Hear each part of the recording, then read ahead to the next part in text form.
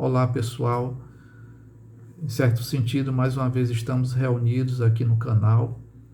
Hoje, 19 de abril, quinto domingo consecutivo de quarentena aqui em Fortaleza, Ceará. E para a nossa reflexão, vamos trabalhar mais um texto da bendita Palavra de Deus, no qual extrairemos um tema para a nossa edificação e também para repensarmos as nossas atitudes diante de Deus. O tema que abordaremos é sobre a disciplina ou correção de Deus. Quando recordamos a nossa infância e lembramos das nossas travessuras e por conta delas fomos disciplinados pelos nossos pais, que às vezes se apresentavam diante de nós com um semblante carregado, severo e às vezes amedrontador, nós chorávamos dramaticamente sem entender muito o que estava acontecendo ali. Porém, com o passar do tempo, nós percebemos que aquilo foi importante para o nosso amadurecimento. A disciplina severa dos nossos pais contribuíram para a formação do nosso caráter. Quando pensamos na nossa relação com Deus, algo parecido acontece. A Bíblia diz que Deus se permite ser considerado por pecadores como nós, indignos. Ele permite-se ser chamado de Pai. E a manifestação da paternidade, do cuidado de Deus é que muitas vezes ele pesa também a sua mão sobre nós, especialmente quando nós não andamos em compasso com a sua vontade revelada nas Escrituras Sagradas. Nós não andamos em retidão, tomamos caminhos tortuosos e quando isso acontece, a disciplina de Deus é tão severa, tão dolorosa, que nos conduz a uma profunda tristeza que vai desembocar em algo absolutamente necessário para a nossa vida, que é o arrependimento. O arrependimento envolve 3 aspectos. Primeiro, é você perceber que fez algo de errado. Segundo, você se entristecer pelo que fez e, finalmente, você abandonar o caminho do erro.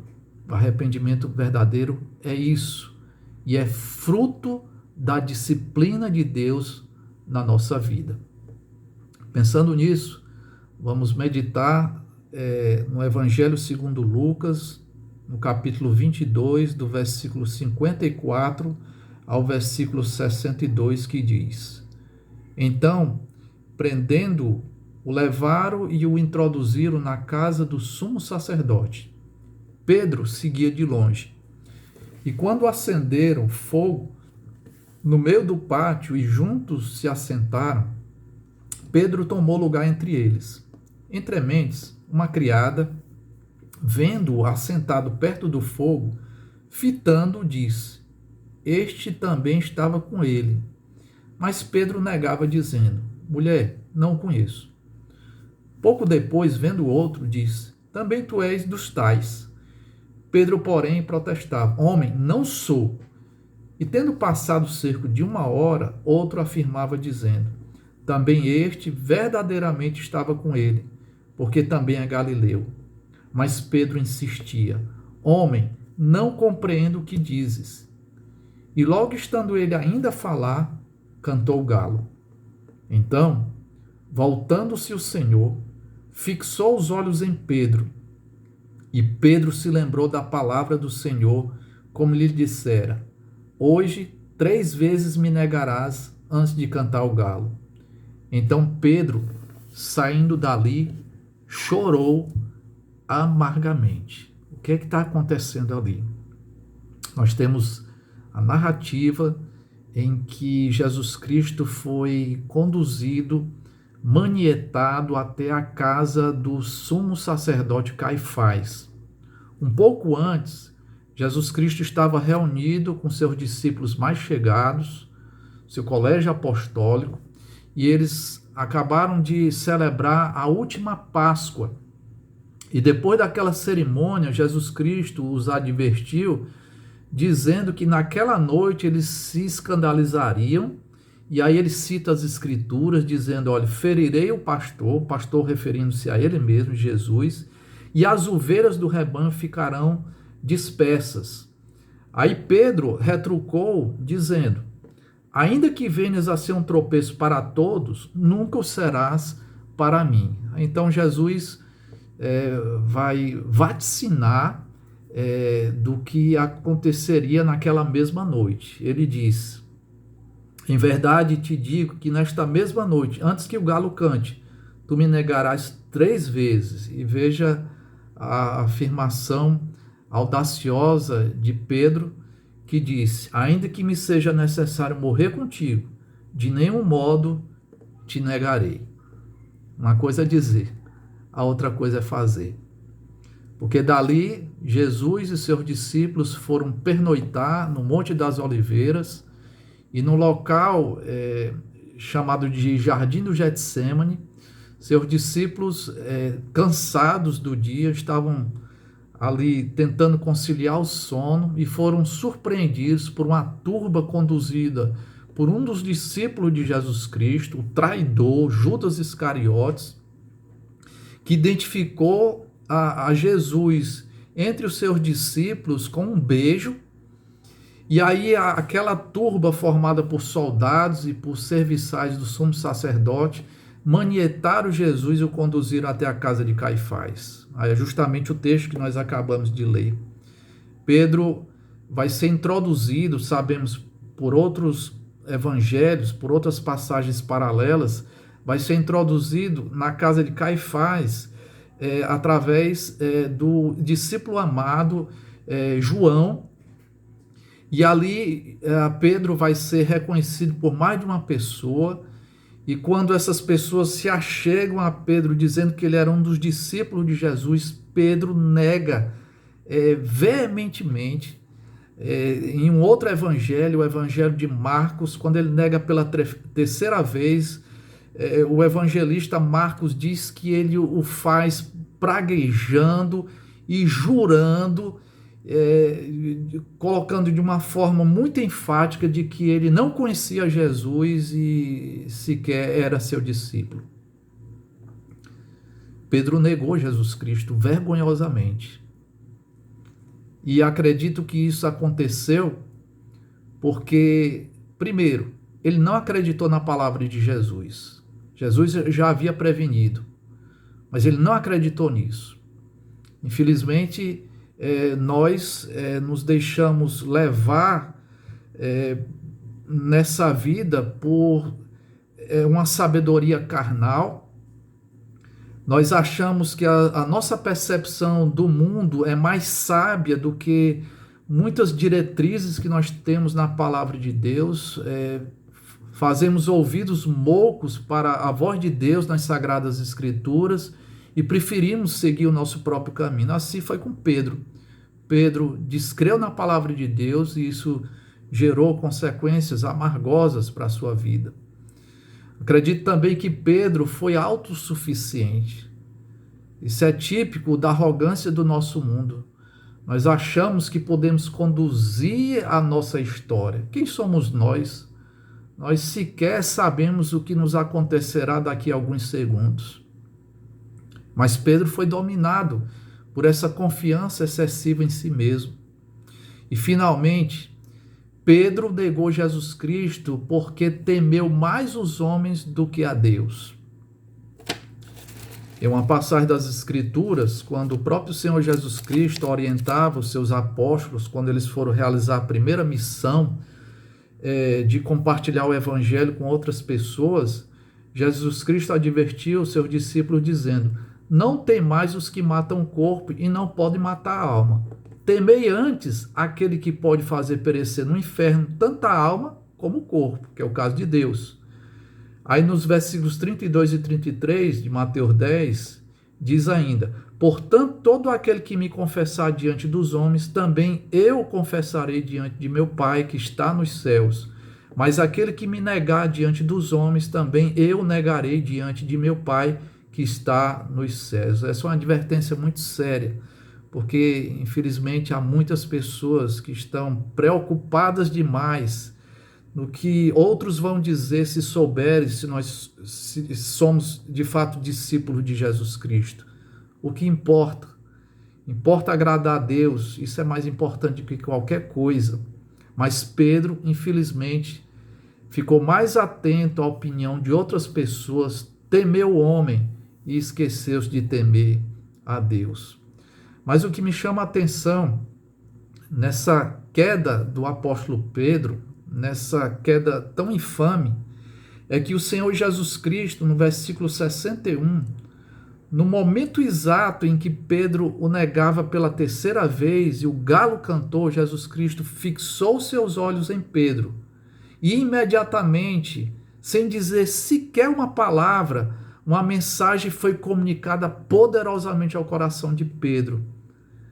Não se trata de um olhar censurador, mas é um olhar disciplinador, um olhar amoroso, um olhar onipotente. Porque conduziu Pedro a algo extremamente necessário para a minha vida e para a sua vida, que é o arrependimento. O texto diz que depois daquele olhar poderosíssimo de Jesus Cristo, Pedro saiu de lá e chorou amargamente.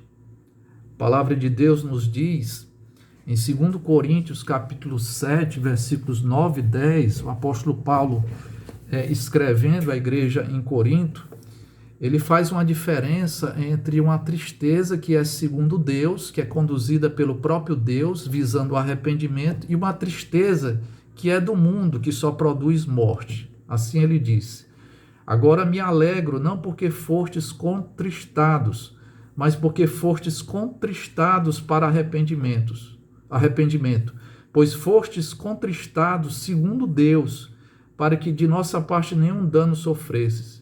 Porque a tristeza segundo Deus produz arrependimento para a salvação, que a ninguém traz pesar, mas a tristeza do mundo produz morte. Permita-me ilustrar esses princípios trabalhados pelo apóstolo Paulo, pensando novamente em Pedro e também no outro apóstolo, o que traiu Jesus Cristo, Judas Iscariotes.